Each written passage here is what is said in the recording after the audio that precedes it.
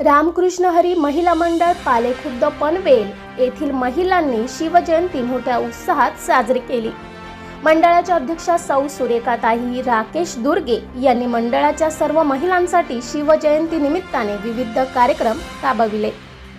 या उपक्रमामध्ये महिलांनी श्री छत्रपती शिवाजी महाराजांबद्दल माहिती दिली, तर काही महिलांनी पोवाडे पाळणे गायले।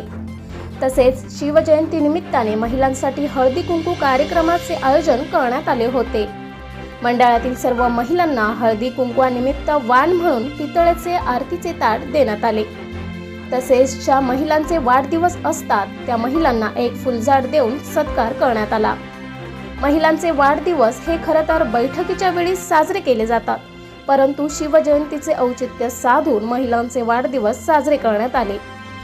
कार्यक्रमाच्या शेवटी मंडळातील महिलांचे वयानुसार संगीत खुर्ची तर इतर खेळ घेण्यात आले।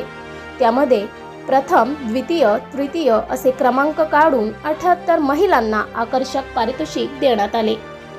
तसेच सहभाग घेणाऱ्या प्रत्येक महिलेला कार्यक्रमाच्या शेवटी बक्षीस देण्यात आले। सर्व महिलांना नाश्ता व चहाची व्यवस्था मंडळाद्वारे करण्यात आली। या उपक्रमामध्ये जवळपास 100 पेक्षा जास्त महिला उपस्थित होत्या।